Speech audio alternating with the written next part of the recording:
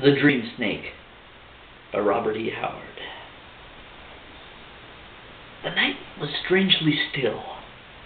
As we sat upon the wide veranda, gazing out over the broad, shadowy lawns, the silence of the hour entered our spirits, and for a long while no one spoke.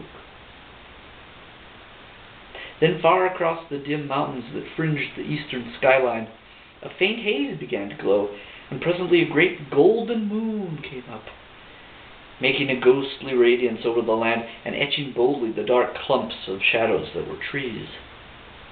A light breeze came whispering out of the east, and the unmowed grass swayed before it in long, sinuous waves, dimly visible in the moonlight.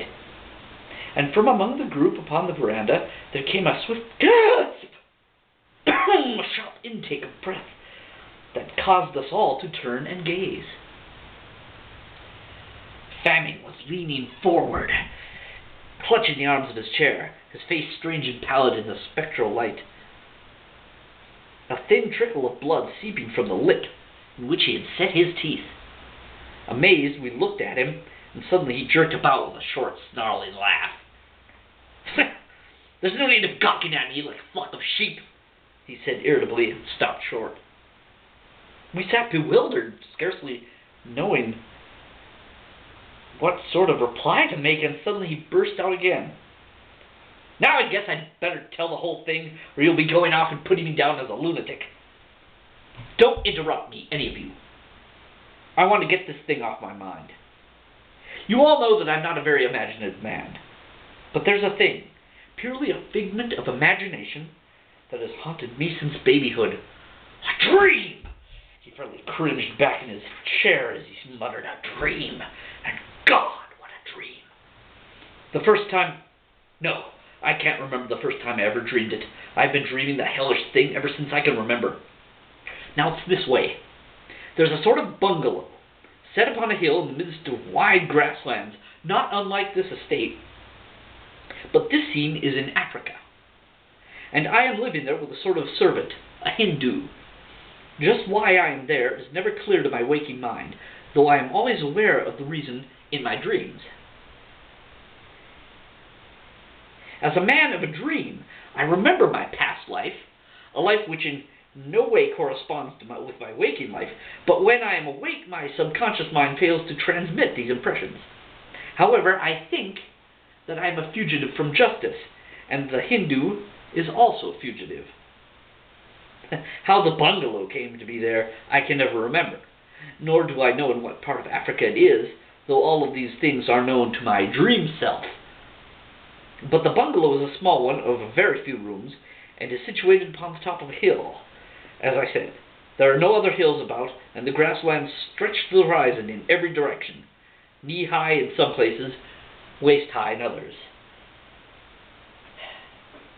Now the dream always opens as I am coming up the hill, just as the sun is beginning to set.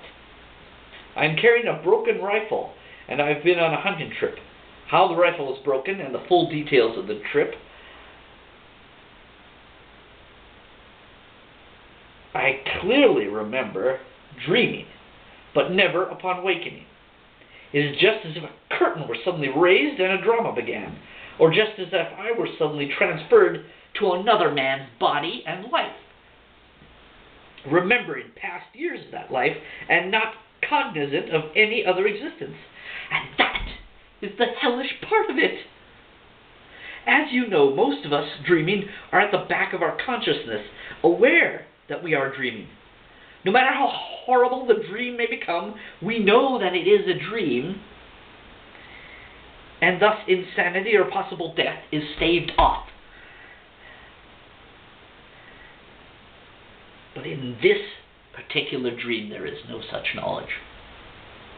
I tell you, it is so vivid, so complete in every detail, that I sometimes wonder if that is not my real existence, and this a dream. But no, for then I should have been dead years ago. As I was saying, I come up the hill, and the first thing I am cognizant of that is out of the ordinary is a sort of track leading up the hill in an irregular way. That is, the grass is mashed down.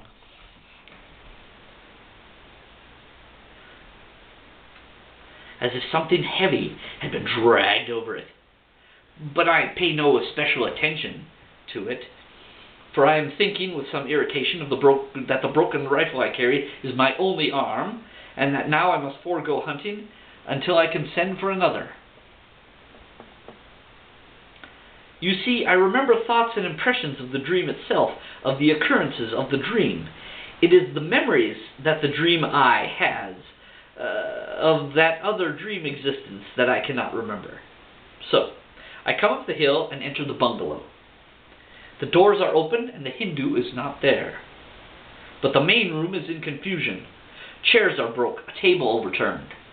The Hindu's dagger is lying upon the floor, but there is no blood anywhere.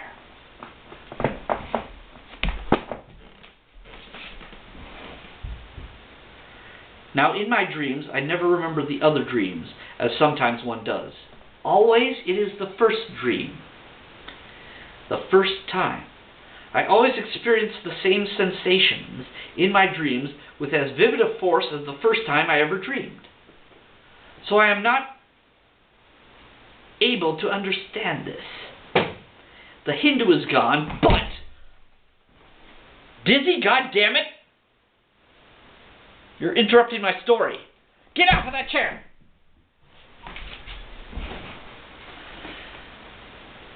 Cats.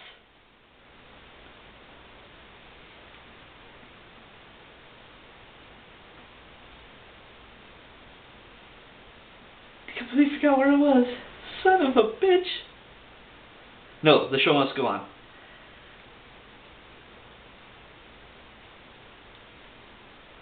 The Hindu is gone, but, thus I ruminate, standing in the center of the disordered room, what did away with him?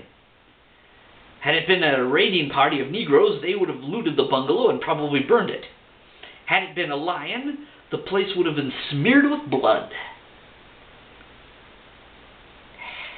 Then suddenly I remember the track I saw going up the hill, and a cold hand touches my spine, for instantly the whole thing is clear. The thing that came up from the grasslands and wrought havoc in the little bungalow could be naught else except a giant serpent. And as I think of the size of the spoor, cold sweat beads my forehead, and the broken rifle shakes in my hand. Then I rush to the door in a wild panic, my only thought to make a dash for the coast. But the sun has set, and dusk is stealing across the grasslands.